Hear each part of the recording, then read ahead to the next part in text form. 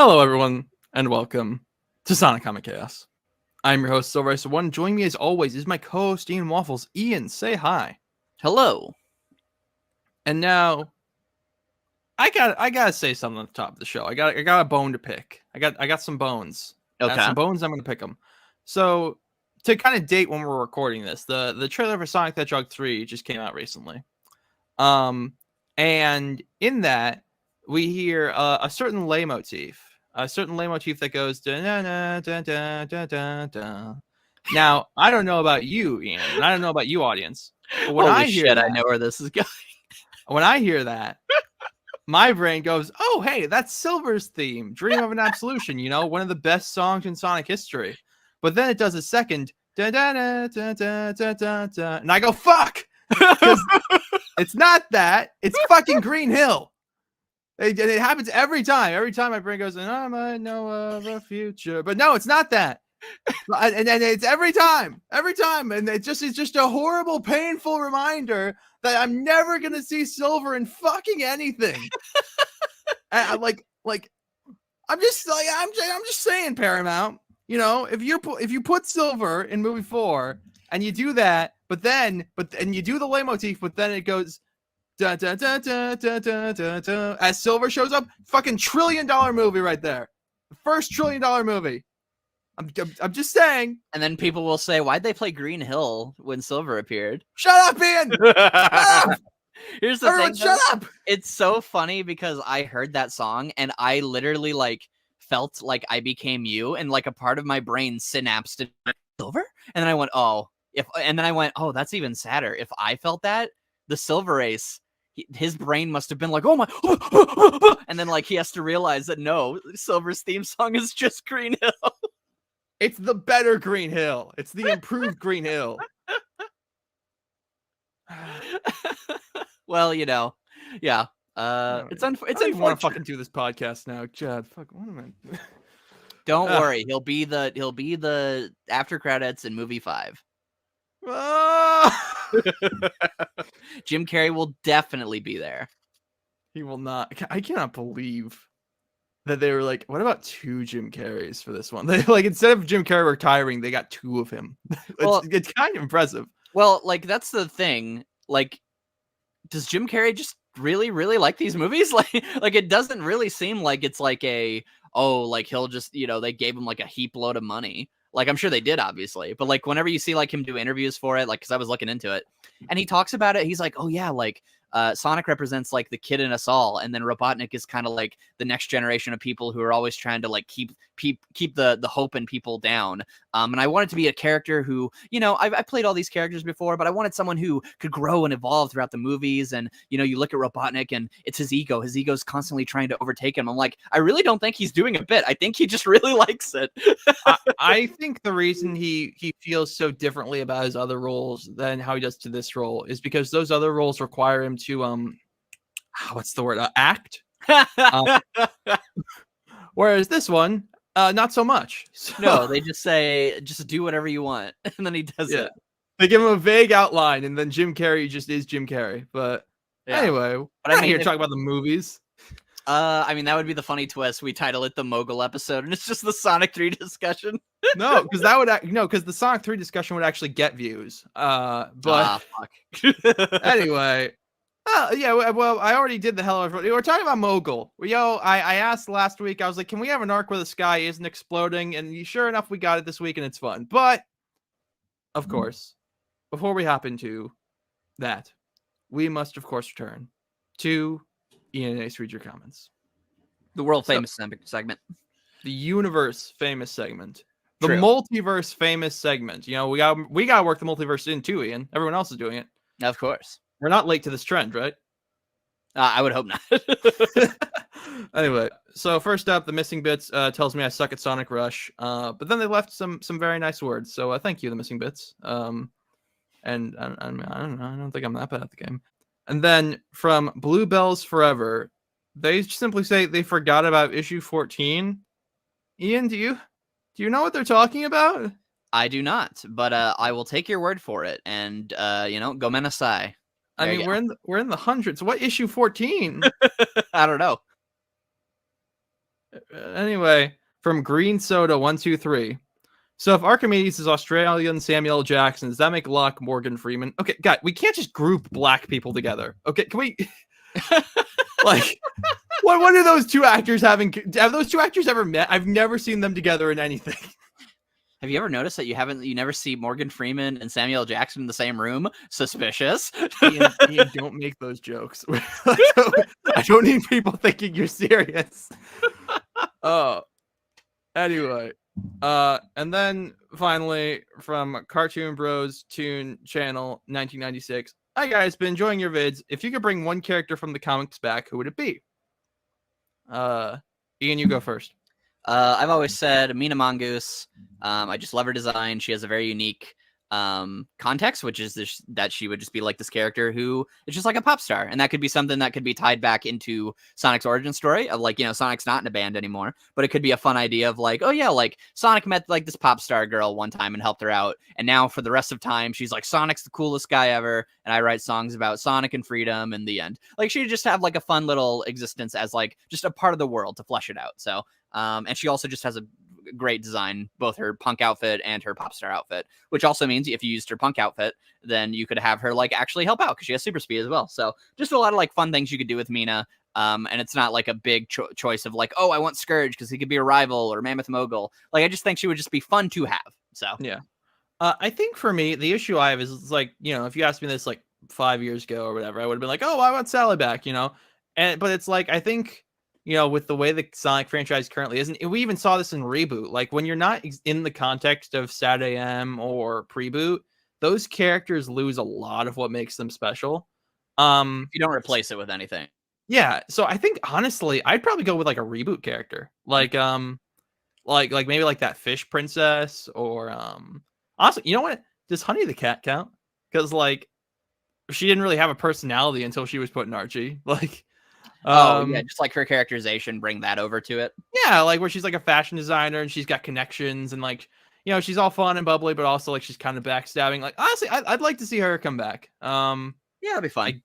I guess that's my answer. If she doesn't count, I don't want to say Eclipse because in my head canon, Eclipse, like he was like sitting in the ship like plotting his revenge against Shadow, and then one day he looked in the mirror and he went like, "What the fuck am I doing with my life?"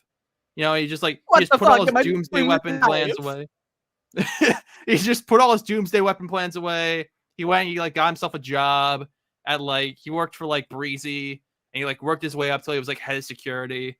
And like one day he like bumps into Shadow. He's like, you know, man, I'm sorry. Like I was going through some stuff, but like, you know, I worked my kids through college. They're doing great. Like whatever, man. Like that's what I like to think happened to Eclipse. So just let him rest easy. So I guess Honey or Fish Princess. Probably just starved to death. No, Ian. Anyway, that's Ian. Thanks for reading your comments. I bet you were expecting me to write Eclipse fan fiction during it, but sure enough, here it is. If anyone can like make me a comic of that and like send it to us on Twitter, I will love you for it. But yeah, I guess it's time we hippity hop into the comic. Is it Ian? It's time to clickety clack down the track. Let's go. Yes. So we hop into Archie Sonic the Hedgehog number 185, Mogul Rising, Part 1.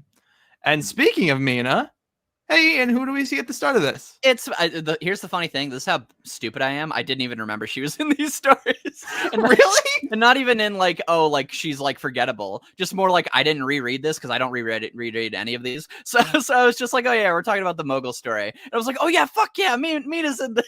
She's a key part of it. And I love her. She's great. Like the very like. So, like, whenever I got into the comic, I hadn't read any of the older stuff. I just think Mina's instantly, like, likable because she has, like, the thing where she, like, runs past all of, like, her bandmates and just, like, runs into Sonic's arms and they're, like, Looney Tunes falling over. And she's like, oh, my gosh, I love you. And I'm like, fuck yeah. She's just so cute.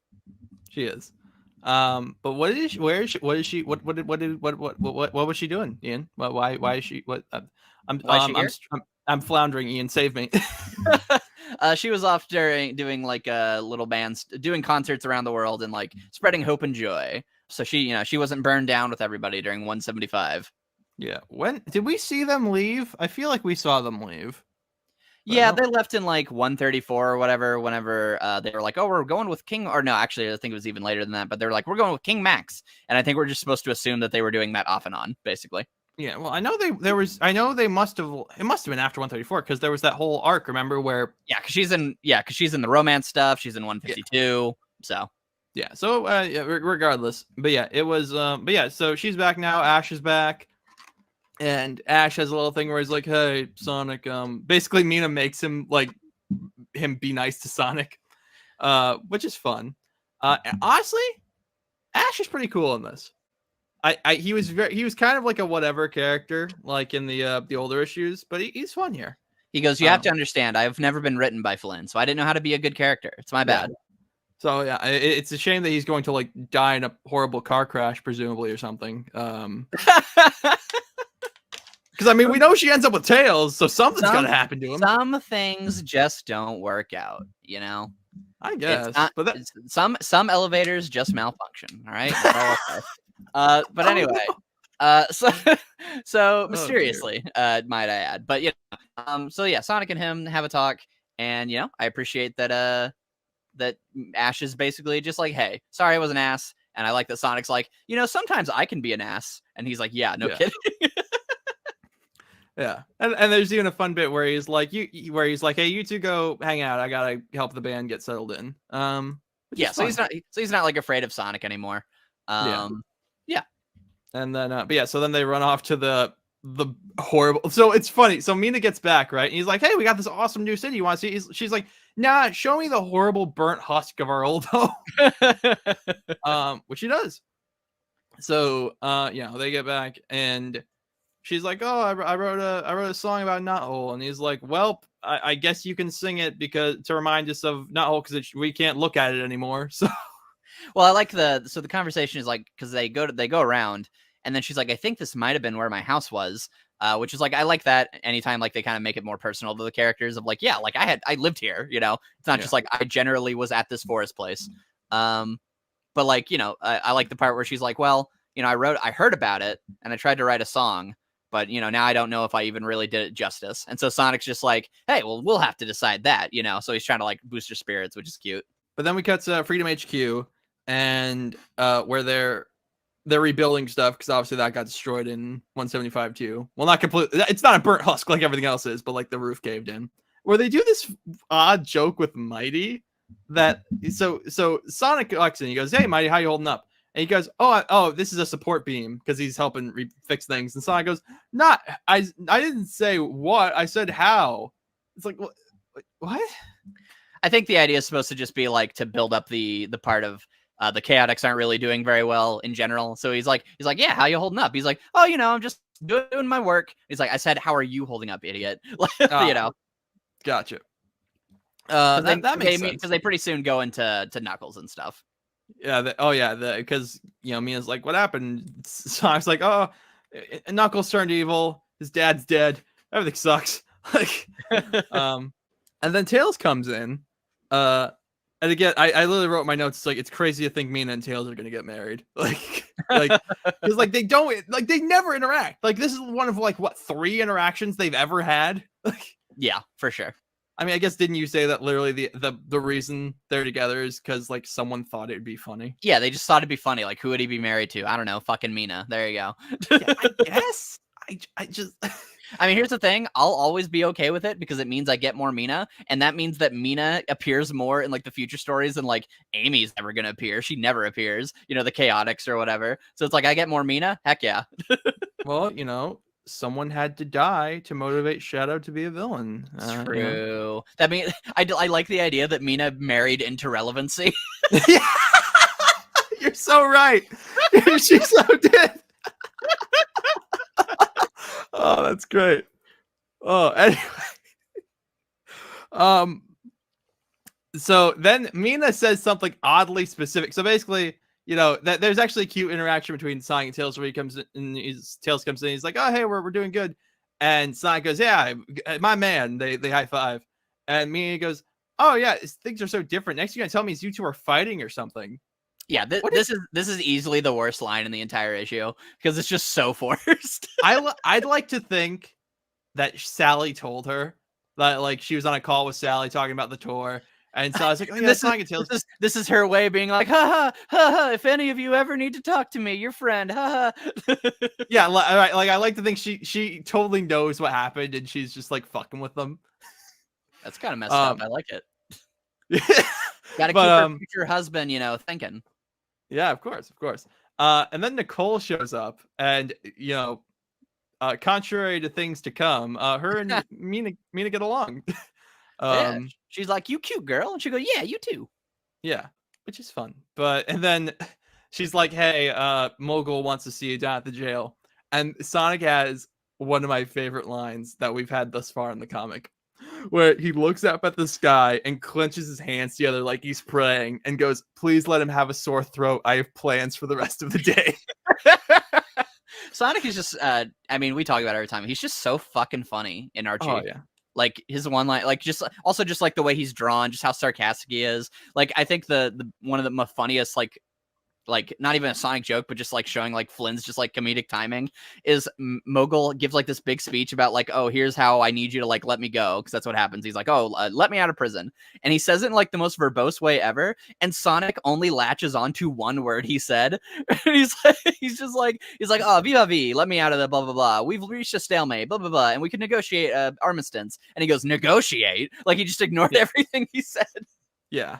But he's like, let me out, or I shall raise my new iteration of the Fearsome Foursome to do my bidding.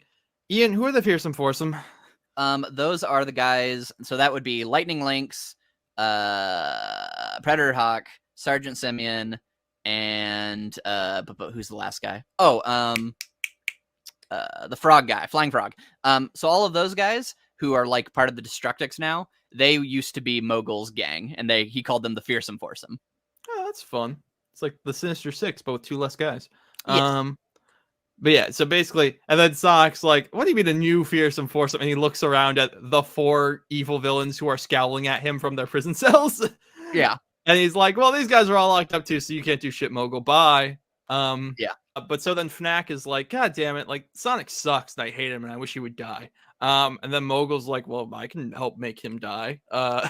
And so he uses his magic powers. And okay, so we find out that Mina, Mighty, and Tails have all been marked. Basically, we find out that Mina and Mighty got their powers from Mogul. And we see Mighty's feet. I don't like that. But more importantly, we find out Mighty's backstory. His parents were thieves. They got locked up. So he, needed power. Mogul gave him power. Yeah, Mina, she was looking for her mom in Mobotropolis. She was all sad. So Mogul gave her super speed. Did this happen? Like, have we ever gotten any indication that they got their powers from Mogul before this? No, those two, no. And also Mina's just couldn't have happened. This is just a fuck up on Flynn's part. So the time that he says that he gave her the power, he would have been in the Master Emerald. Literally right after that he gets out of the Master Emerald, he goes like around the world, and Mina was alone, like, and nobody was around, and she was like, this was after Eggman attacked. So we just say it happened like a week after from what he said. He just forgot. Fair enough. And then Tails, he was already pretty intertwined with Mogul, so it's perfectly believable. No, he literally had him captured once in like his super state. So he was just like, boop, and you put a little thing on his forehead. If I ever need this. And I love, by the way, that one, because they don't really like establish like how this exactly works. But one, it seems like they have to be asleep for this to activate because he waits till nighttime. 2, it seems like they have to be in a certain vicinity. But 3, I just love that since Mogul's whole character was that he was cursed to be stupid, that's why he never did this before. That's fun. Also, a couple fun details in the background. First of all, Tails took the time to tear his Sonic poster in half before he left. So here's the real question. So we find out that Mogul's talking through all of them. But is he like, he can't be directly influencing all 3 at once. So he's probably just like attack, like, whatever. Yeah. So he wasn't like, man, I'm going to make Tails fucking tear down this. I mean, I like that idea because that is as petty as Mogul is, because I need you to remember. So he waited until all three of these characters who he had marked were in the same place, so that he could say, Sonic, now you're part of the fearsome foursome. You're number 4, baby. So like, Yeah. so like he just waited this whole time to do this. Yeah. Also, another great detail. Well, great detail might be stretching it, but another interesting thing of note is that as Mina's leaving, Ash is like coming out of bed. So the two of them were sleeping in the same house, but Mina is clearly sleeping in a bed by herself. So, Mina and Ash, they aren't any dirty sinners. You know, they're waiting until marriage to sleep in the same bed. They're waiting for Tails to come of age. What? She's gonna marry Tails. She can't, she can't be with another man until then. We're just gonna gloss right past that. So, so the three of them go to Sonic's house. Mighty kicks down his door, which is something I only just noticed, and they throw him out of bed. That he skips like a stone across the lawn, and they're like, and so and for all of them, he's like, rise my first, rise my second, rise my third, and as they throw him out, through all three of them, Mogul talks and he goes, now rise my fourth. I should ask you, Ian, when you read this, do you read them talking with their same voices, or do you read like Mogul's voices coming out of them? I read it as like when imagine like Mina's talking, but then you also hear like, come now, Sonic, like as like a reverb. That's cool. Yeah, I just imagined it was their voices. Now rise my fourth.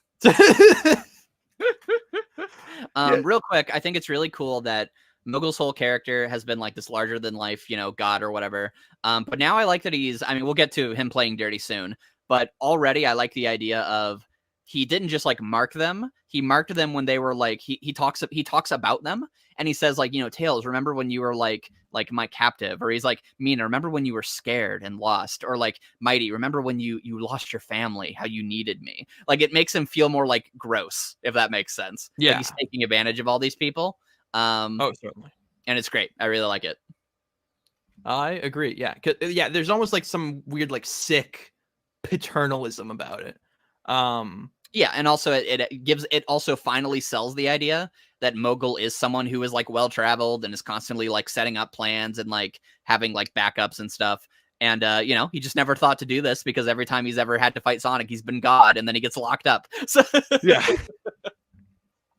But then we got talked about the Misfit Badniks Soggy Salty sequel.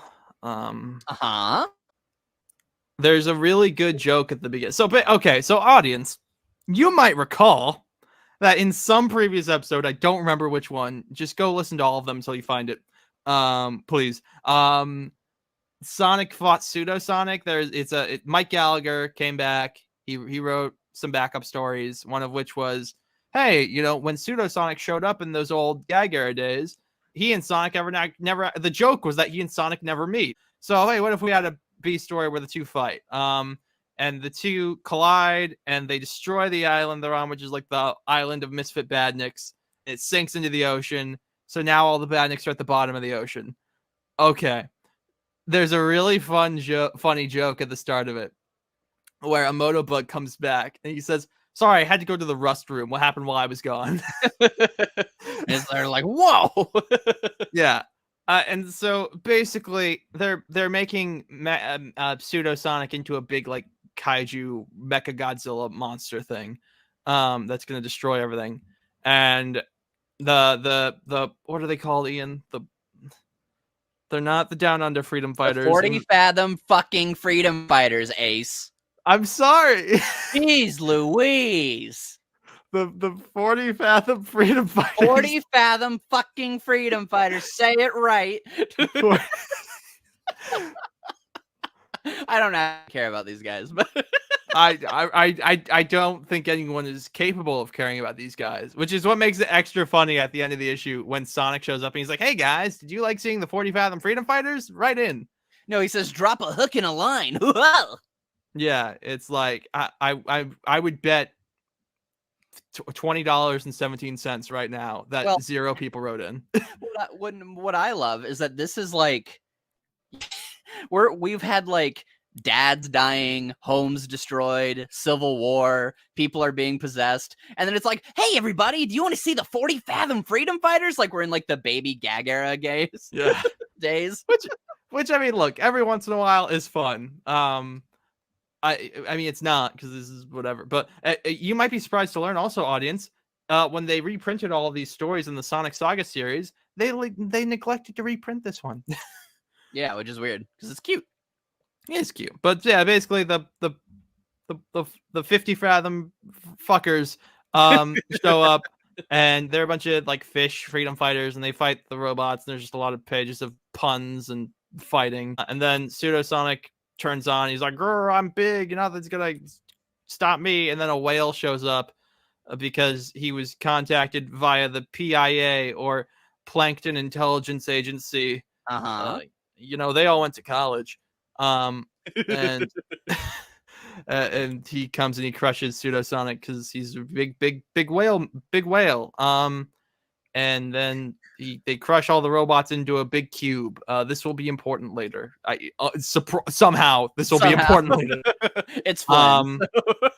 Because yep, that is very yep. I guess it's funny. We talk about Frontiers and how Ian Flynn is like, yeah, I'm going to make all these references, you know, and some people appreciate it, some people are annoyed by it, but he always was doing it. Like back here, he was always doing it. Oh yeah. I mean, not to get into Frontiers, but I think just for a lot, and this isn't even really his fault. Part of it is, part of it's not. It's just the fact that, like, for example, when something comes back from this of like, oh, Coconuts comes back. There's a whole joke about it. Like there's like visuals and it's like, oh, he gets out of the rubble. He's like silhouetted in black and there's like whereas like, you know, if they say like, oh, who saved me from like the Deadly Six's trap? And then it shows literally gameplay or like a screenshot from Lost World. It's like, you don't get anything out of it, you know? Yeah. But you know, that's more so the game itself, not really having great presentation. Yeah. I like Sonic Frontiers. But you know, I've always said all those references would be a billion times better if they just went to Evan Stanley and said, "Hey, Evan Stanley, here's like a bunch of money. Can you just make really cool splash pages of like the things we're talking about?" So when he says like, "Oh, the Deadly Six's trap," just draw Tails fighting the Deadly Six, and then there you go. You get a free screensaver that everyone's happy about. But you know, that's neither here nor there. Anyway, that'd be really cool. Damn it, Ian! Why'd you put that idea in my head? That's not gonna happen. But. We move on to Archie's Sonic the Hedgehog number 186, Mogul Rising, Part 2. So it starts with the, I guess, fearsome threesome right now, chasing after Sonic. And they're basically like, hey, you know, you're going to do what I say. And yeah, fuck you, Sonic. And he's like, hey, shut up. Stop talking through my friends. It's weird and creepy.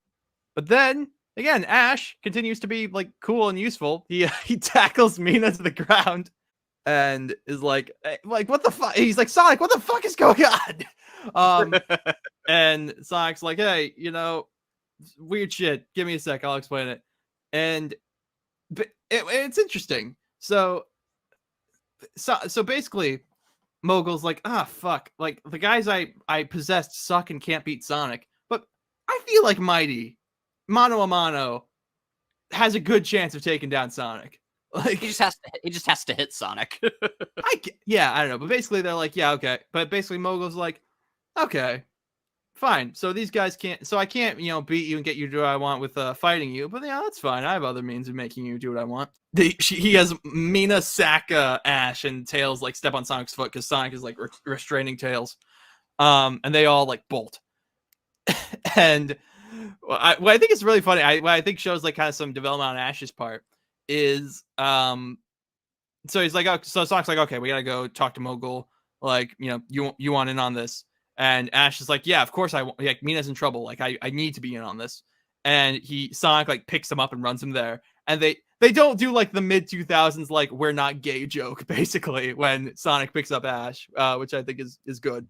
Yeah.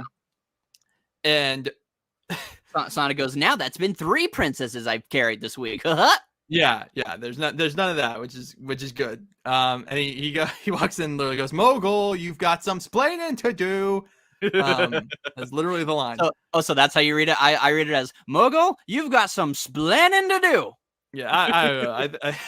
But I just think it's funny. But regardless, so he walks in and he's like, "Look, man, I told you." He's like, "I mean, did you not? I kind of explained it when I was possessing your friends." His literal line is, "Which part of dormant magical mind control did you not comprehend?" Sonic goes, "Don't give me the runaround, Jumbo." Yeah. And he's like, basically, and like, he's like, "All right, so are you willing to negotiate?" He's like, "No. What did you do to my friends?" And he's like, "Okay, fine. Your friends are all going to kill themselves." Like, and he's like, "Oh, yeah." He doesn't say exactly like that, but exactly what he's doing is he's having Tails just fly straight up, and eventually he's gonna run out of oxygen. He's having Mina run to the center of the ocean, at which point she will stop running, and he's having Mighty walk into the center of New Megapolis to get shot down in the streets." Yeah, without fighting. And basically Ash is like, "You could just go run and get them, right?" And he's like, "No, like one of them." And it's also funny because Mogul's like, "Yeah, what you gonna do, man? You gonna go try and get your freedom fighter friends, try and scour Mobius and find them. You don't know where they are. They could be anywhere." And yeah, he does a really good job of like rubbing it in, not even rubbing it in like oh, you suck, but just more of like, "What do you do, Sonic? Do you do this? Do you do this? Do you do this?" Just like really making it like panicky, Yeah.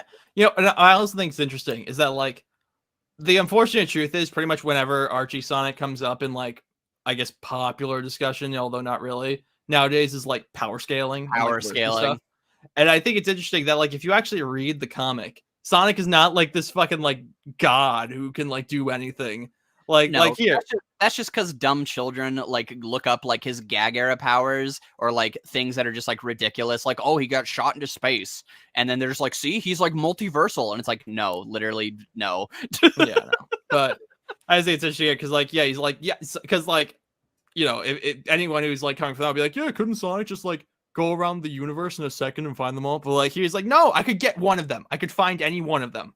And so basically, like, and I love that Ash has this line where he's like, "Fine, you've got him beat, and he's stupid, and you're smart. Okay, what do you want?" Like, and he's like, "Give me, like, he's like, I know you guys have a Chaos Emerald. Go get it for me." And Sonic's like, "Fuck, okay." And I actually really like this, the bottom of this page where like Mogul's showing like the emerald and like his like former self, like Sonic's expression. Like you don't see like the top of his face, but you see you don't see his eyes. Clenched. Yeah, and you see like his fists clenched, like, and basically him and Ash just like bolt for Castle Acorn because they're going to steal the Chaos Emerald. Yeah, and then it's just silent pages of like them trying to get the gem versus like all the characters getting closer and closer to death. yeah, all the characters getting closer and closer to death, and Nicole trying to stop them. Which, like, Nicole, what do you think is happening right now? Like, I guess like Sonic, I think Sonic literally says something effective like "no time to explain," or he doesn't even say that. He just kind of ignores her after she tells him where the emerald is. To be fair, if Mogul was acting anywhere like he used to, he would have just went God mode again and tried to kill all of them. So they are just insanely lucky in this scenario. Yeah, Nicole might just be taking like a calculated thing of like, I mean, 3 guys, it'll be sad, but like, well, I don't think she knows anything about that. Sure. But she basically like, it cannot be. Basically, I imagine she's going like, it cannot be bad enough to have it be worth giving Mogul the emerald. Yeah, for sure. Yeah, and then like basically, yeah. So all of them, are getting closer and closer to death.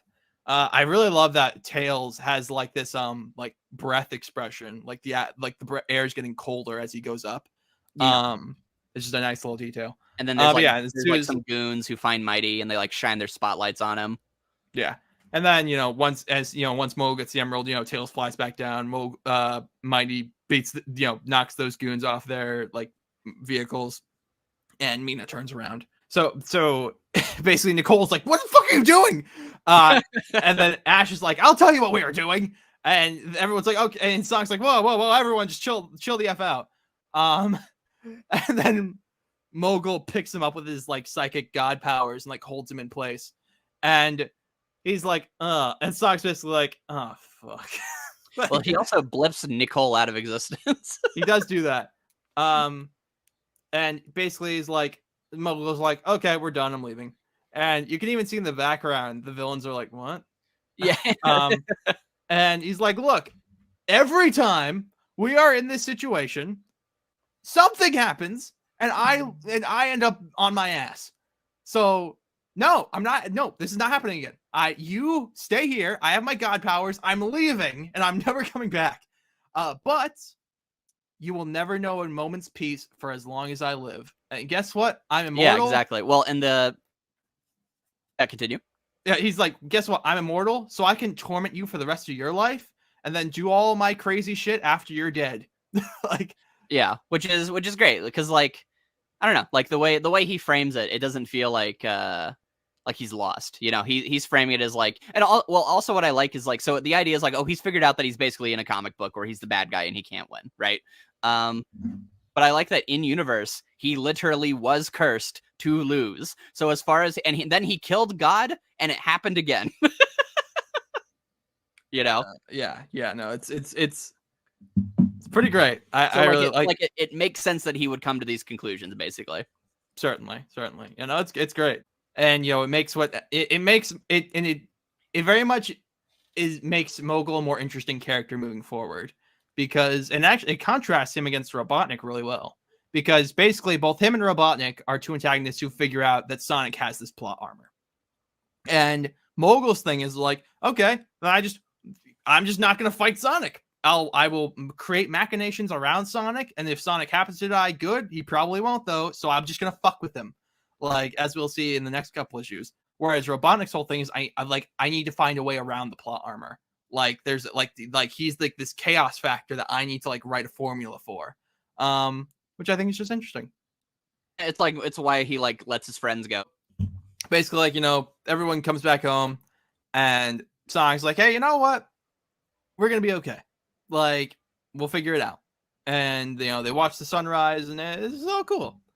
Well, so what I really like is that, I mean, you know, Mogul's been framing it as like he's won, or like he's figured out the secret code. And he breaks it down. No, like what he really is just running away because he's scared of us. So like, you know, the heroes are still on top of things. I don't know. It's just like a really sweet, like optimistic way to look at things. Yeah. But that brings us into HonorBound, which is a backup story that they put at the end of. Honestly, I'm kind of glad they put it at the end of the Sonic Saga series for Enerjack. It makes a little more sense. But yeah, so Knuckles, he's flying around. And he's like, fuck, I suck.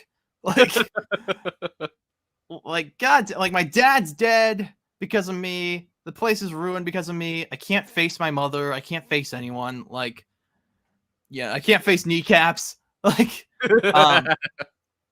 and he goes to Sandopolis, where he talks to General Von Stryker, and he's like, look, man, I'm sorry. And also, I kind of killed your dad. Although I don't like this bird that General Von Stryker has. It's just like a normal bird. Like, it's a normal sized bird. It's just resting on his shoulder, but it can talk like a person. Well, unfortunately, he is from the Knuckles comic, so he is canon. You don't get to be. You pick one. Either you're an animal or you're a person. You don't get to be an animal but talk like a person. That's weird. Poor Mutsky. Oh my god, Sonic still understands Mutsky when he talks. When was the last time Mutsky showed up? A long time ago. He hasn't been in this in a while. Regardless, but yeah, it's a good bit where he's like, yeah, you know, well, or sorry, no, his son was the other guy. Yes, this is the dad. He's like, sorry, I kind of killed your son, and he's like, you know what, he was a traitor. And he says, your frankness is refreshing for an echidna. You can expect to see my army on return before long. Knuckles is like, all right, well, thank you for your time, General. And as Knuckles walks away, it's a really sad, fucked up scene.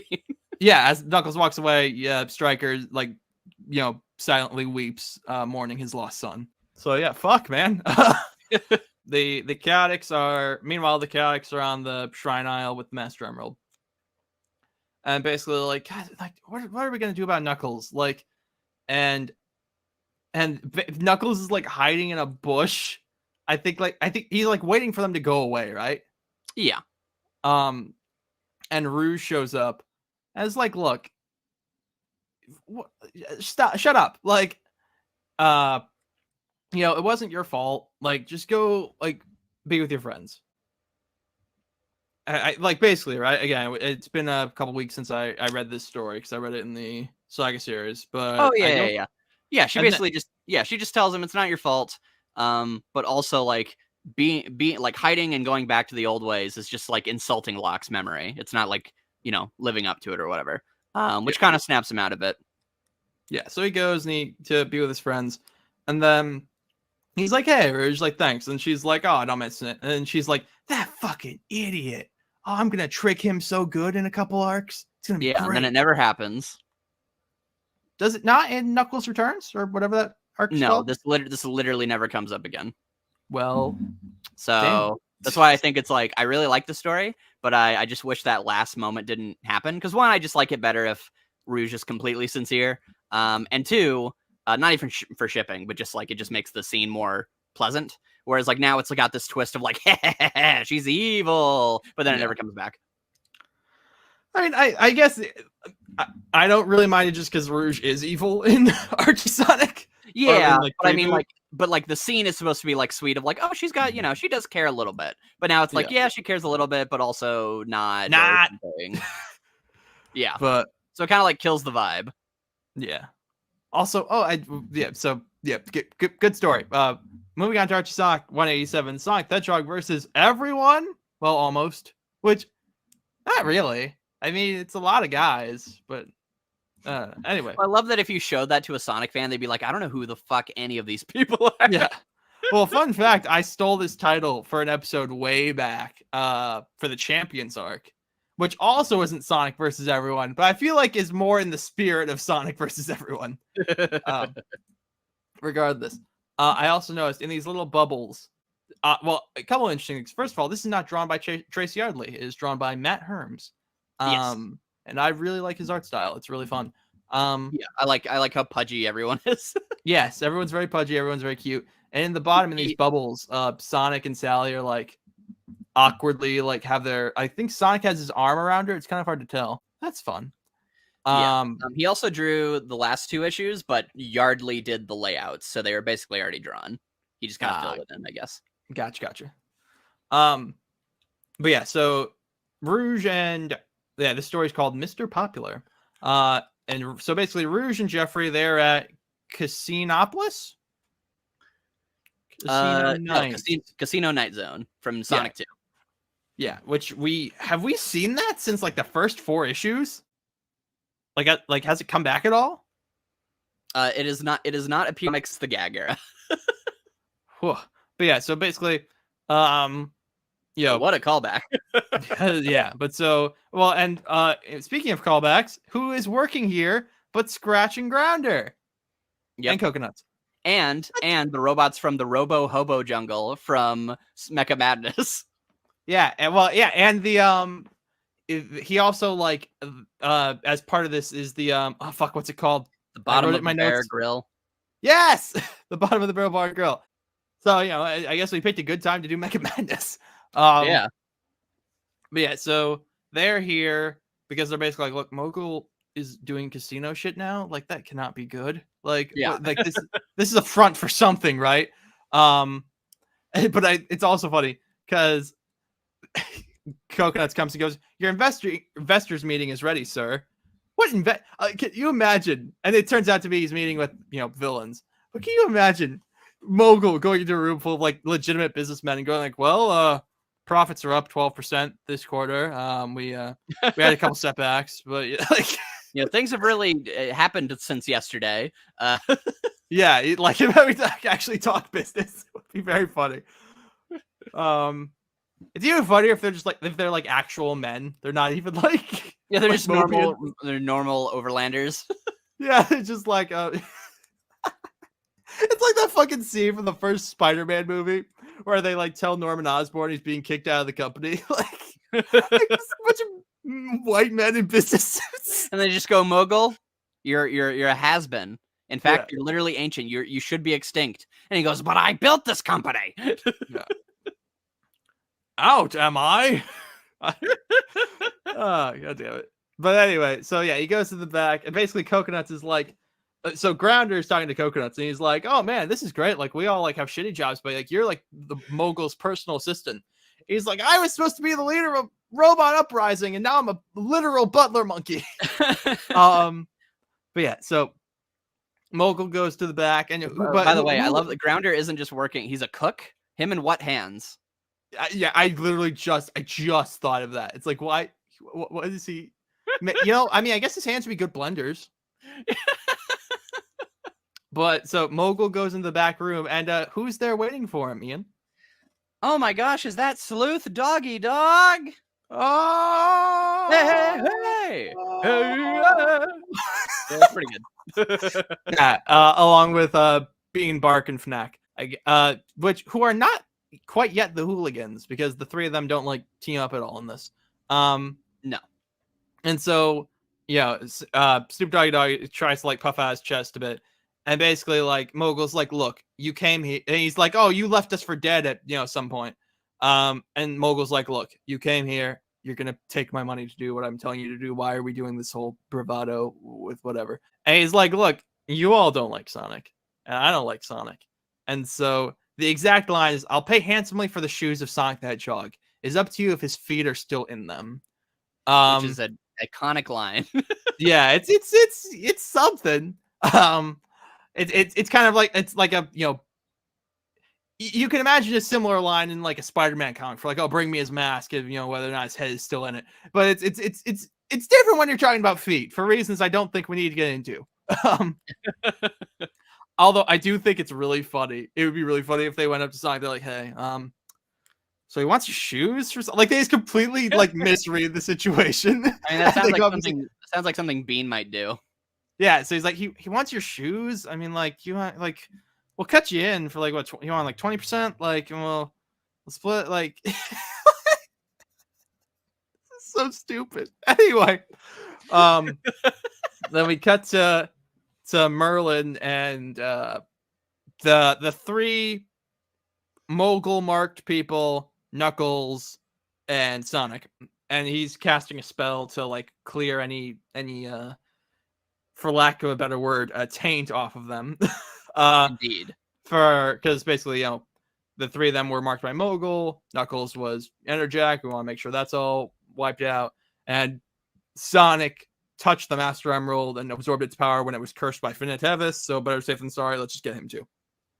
And I'm curious what, actually, right now I'm gonna Google what it is that Merlin is saying here, because I tried to look at like is it something that's being said backwards? And I got nothing. So let me Google this real quick and see if it means anything. Alrighty. Monsteris X Secratibus. It'd be great if Ian Flynn just like mashed on his keyboard, and I'm doing this now. It just translates to "curses ain't shit." Curses ain't shit. Oh, but well, the first thing that comes up is Archie, Sonic the Hedgehog. Oh, what is that? Okay, actually, interesting turn of events. The first three results. Well, I'm on Bing, to be fair. Are Archie Sonic fan fiction. Okay. I guess, okay, what I bet happened is that some, like, 16-year-old writing fan fiction was like, I need a magic spell. What was it that Merlin said that one time? And he wrote it in there. Anyway, it doesn't mean anything, is the point.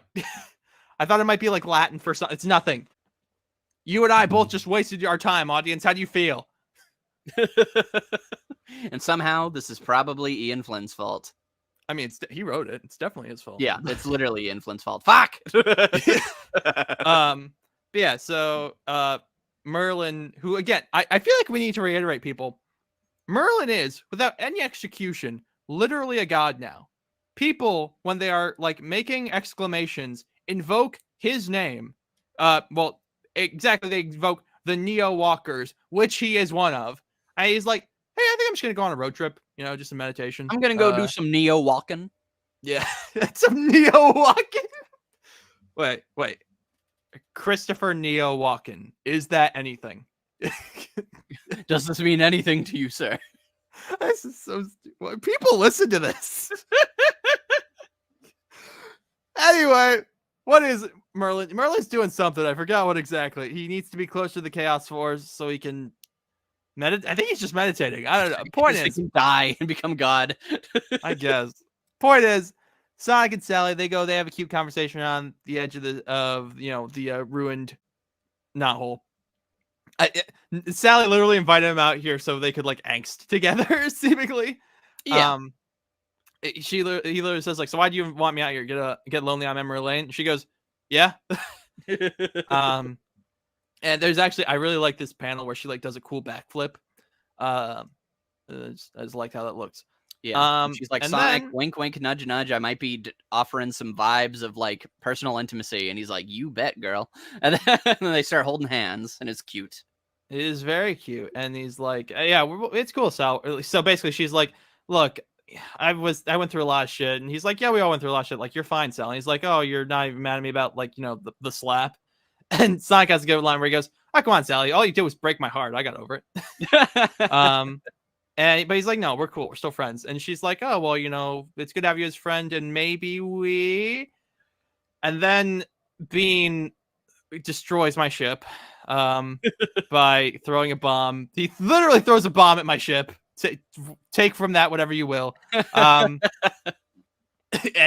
Sonic literally, like, I think is he meant to be flicking it away? It looks like I think he just like casually like flung it behind his back. Like, all right. Yeah. But the facial expressions are all on point. I will say. Oh yeah, it's really funny. Yeah, so when Sally's like a bomb, and he goes, I swear the timing of these things. Yeah, it's great. Oh yeah, real quick about the Sally scene. I just really appreciate that the comic like is just like dealing with this idea of like her feeling like, all right, Sonic, like, are you mad at me? Are you not mad at me? And Sonic's like, dude, like, I'm over it at this point. But also, like, I just appreciate that they're showing these sides of like the characters of like kind of wondering like, oh, are we still good? Are we not good? But Sonic's like, yeah, we're fine. But also, I'm still gonna like tease you about it. Like, it just feels very real. Yeah, I think it's interesting because this is very much like, okay, we're setting them on the road back to like getting back together. It'll be interesting because I remember, and I mean, Ian, we've talked about this in the past. Really disliking the Monkey Con arc because it was like, okay, it felt like we were progressing back towards them being a couple again, and then we just like took a hard left turn to do some love triangle bullshit. However, now I can admit, I think a lot of that was me valuing my ship over like actual storytelling. So it'll be interesting to see once we actually get to those like Monkey Con issues how I feel about that. But they're doing a good job of not making it that, all right, now Sonic gets his girlfriend. Yeah. Instead, it's like, no, Sally's like a character, Well, Sally's a character, and also it's not like the last couple Penders issues where they're like where Sonic's like sadly strumming a guitar in his bedroom. It's like, okay, maybe there's some feelings still there. Maybe they'll act on those feelings at some point. But we got other stuff going on. But yeah, like we said, the moment is interrupted by Bean and Bark showing up. They make a funny point where at some point Sonic's like, Bark, why don't you say something? Like, why are you making me do all the talking in this fight? All the exposition. Yeah, which is fun. And then Bean goes to throw a bomb, and Sally's like, okay, let's see. Let's hope this still works. And she snatches the bomb. She's like, hey, Bean, isn't this bomb kind of shiny? He's like, yeah, it is shiny. And so she chucks it and he chases after it and blows himself up. And a joke that I think I've only gotten this time when I've read it is Bean is making dog noises. And so he goes, yap, arf, polar bear's name. Yes.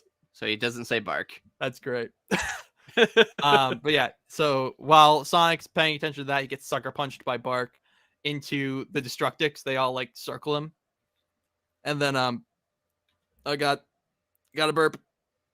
Oh no, it's doing the thing sneezes do where it doesn't come out. Oh no. Oh no, this is awful bubble in my stomach. Oh jeez. And this is the content the people pay for. Hey, they don't pay for it. I don't gotta feel this. Anyway, the Destructics surround Sonic. And one thing, they don't do it yet, but so Drago is here, you notice. And the book will continuously go out of its way to shit on Drago anytime he is the focus of a scene. So I don't recall him really doing there being really anything too extraordinary. Oh nope, I'm wrong. I flipped the page. So basically the Destructics are all like, hey, we outnumber you. We're gonna get you moguls, paying for this, the paying to, get you back.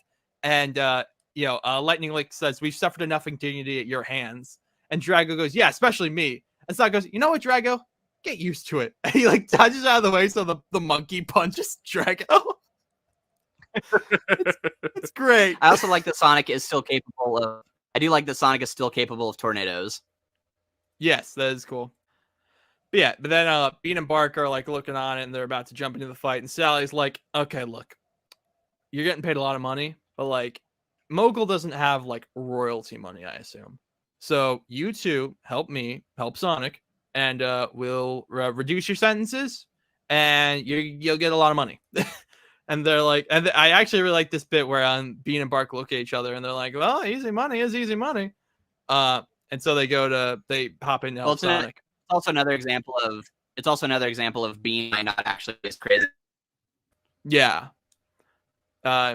Which is interesting. It's not something it's not something you see too often, which kind of leads me to more be like, he probably is just crazy. But maybe I will say, yeah, how fucking great would it be if in the last issue of this comic, like right before the reboot, like we see Bean, like it's like, wow, yeah, okay, and then he like goes to his house, he closes the door, and he's like, oh man, that was exhausting. I tell you what, I think I'll go. That was exhausting. I think I'll go sit by the fire with a nice book. I tell you what. You just read. Oh man, but anyway. So yes, so Sally and Bean and Bark jump in, they help Sonic, and she's like, all right, Sleuth, like you suck, and we're gonna beat you. And then Sonic gets hit by a fucking sniper rifle. Because Fnac is just like hiding in the bushes with this like actually pretty weird looking gun. Now that I look at it, it's got a really wide barrel.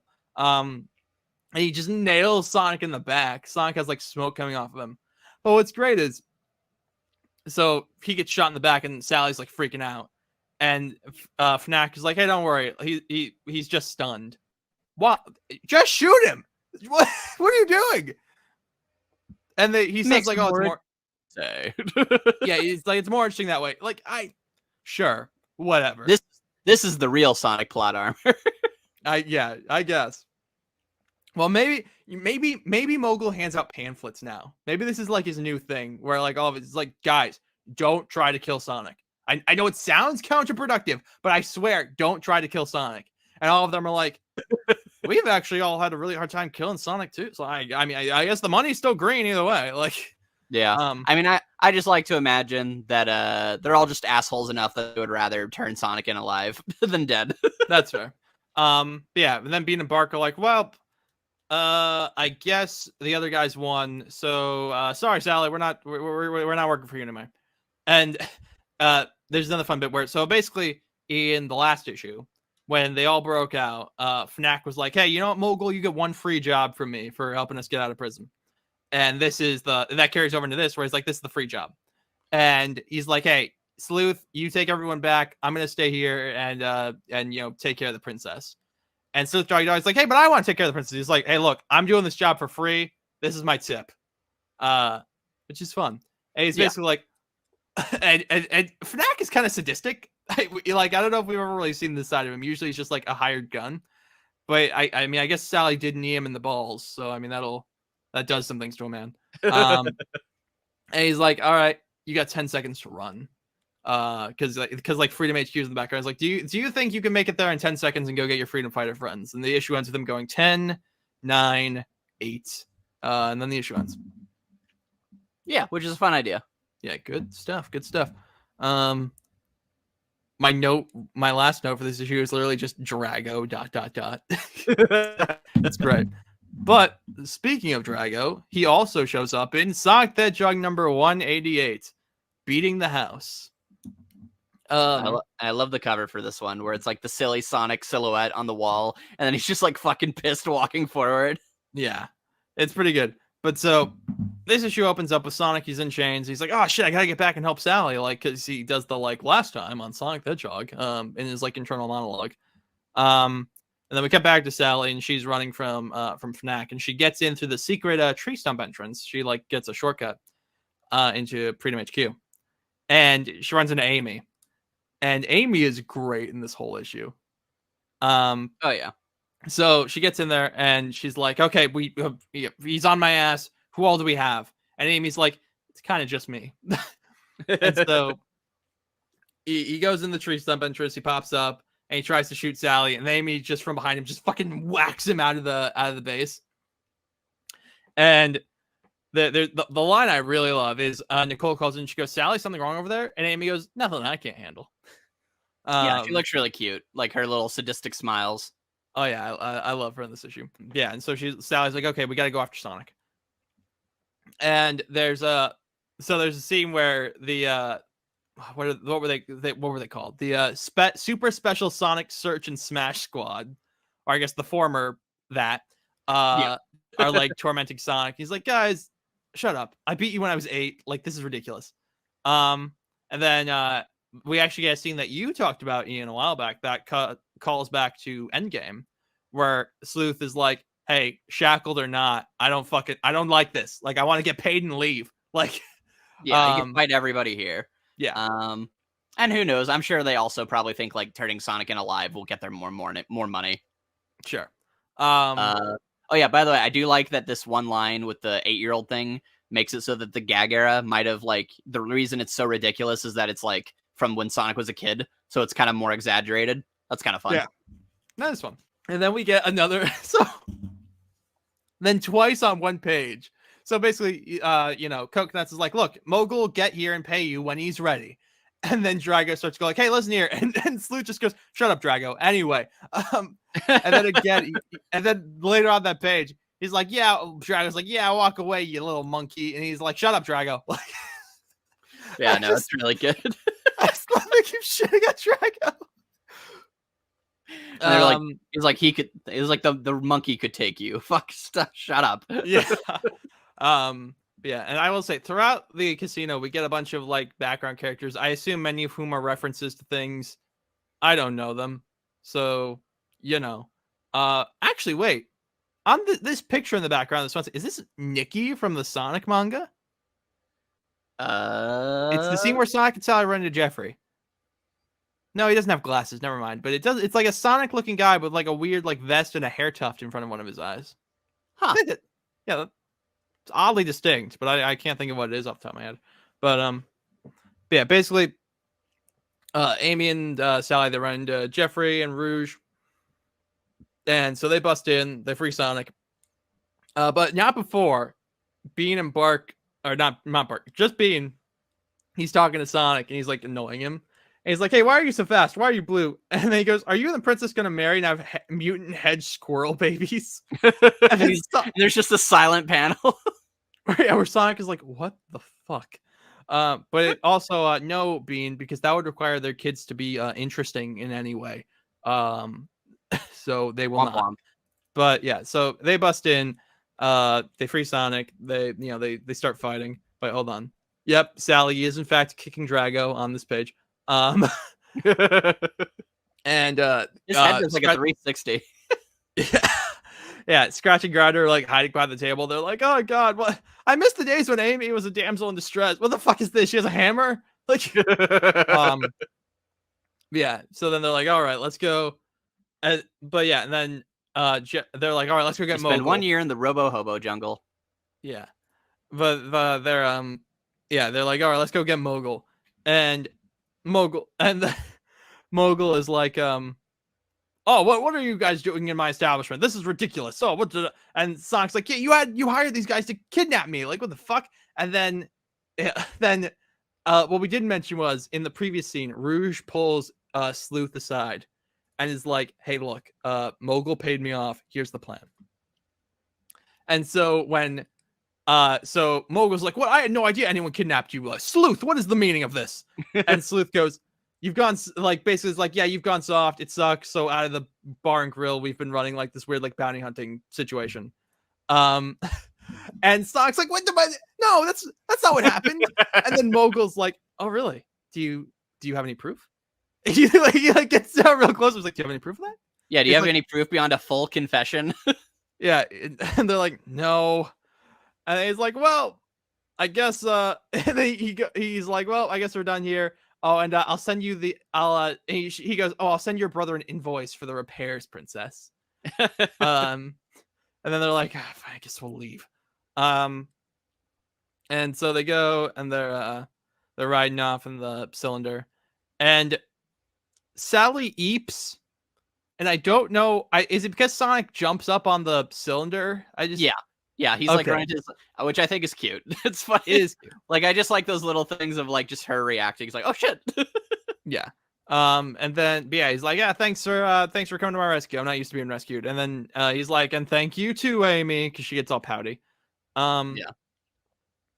And then back at Freedom HQ, we find out Fnac made a break for it. Bunny and Antoine are there, but that's not quite where things end, because we see we cut over to, okay, how is it pronounced? Because it's Moebius, which to me sounds like it should just still be Mobius. Moebius. It has to be that. But that's stupid. Yeah, but Scourge named it. That fair enough. But why would what's the significance of the E? I feel like if Scourge were to name it, he would name, right? You're probably right. And by the way, some people will say no, it's just a different spelling. This is incorrect because he tells Shadow that he's on Moebius, which is different from Mobius. So he must have pronounced it a different way. He must, yeah. I mean, Ian Flynn must have said it at some point. But anyway, yeah. So Fiona, yeah. So we see Fiona. She's talking to Miles and Rotor. I don't know. And she's like, hey, get the warp portals working. And then she goes to Alicia and Patch, and she's like, hey, you guys ready to go? And Alicia tries to get into a fight with her, but then doesn't. And then she's like, all right, we're ready to go, Your Majesty. And we see Scourge with a cool little crown. Dun dun dun! Dun dun dun. He's back. Yep, and we will see what he does next arc. Because apparently the sky needs to explode again. Yes. But anyway, that is the end of Mogul Rising. What'd you pretty think? Good. It's fun. It's exactly what I was saying the series needed last episode. It's just a fun arc where we go on an adventure, we get some fun bits with all the characters. We see Mina again, we see Ash again. Like it's fun. It's just a fun arc. More of this, please. I just really appreciate the idea of Mogul, like we say, like, oh, he's gonna be a different kind of threat, and then we immediately show it, Yes. I agree. And he's way more fun now. He is way more fun. Yeah, it's great. It's great. It's just a really fun arc, and like the Matt Herm's art really complements it well. Just good vibes all around. But when we return next episode, I think we'll be talking about IDW, won't we, Ian? Yes. We're talking about Imperial City, right? I think that's the next main IDW arc we had. So, yeah, that'll be fun. I hope. Yeah. We'll see. Yeah, guess we will see. But until then, Ian, plug your shit. I'm Ian Waffles. You can find me on YouTube at Ian Waffles. I'm going to be releasing a video probably in like 2 weeks, so get excited for that. Wait, I thought you were bulk releasing them. Wasn't that the plan? I was going to do that, but then I realized that I am a nobody nothing channel, so they will cannibalize each other. That is true. I mean, no, wait, that sounded bad. I didn't. Thank you, everybody, for watching. It's been a great time. I'm going to go kill the Silver Ace. Bye. Bye.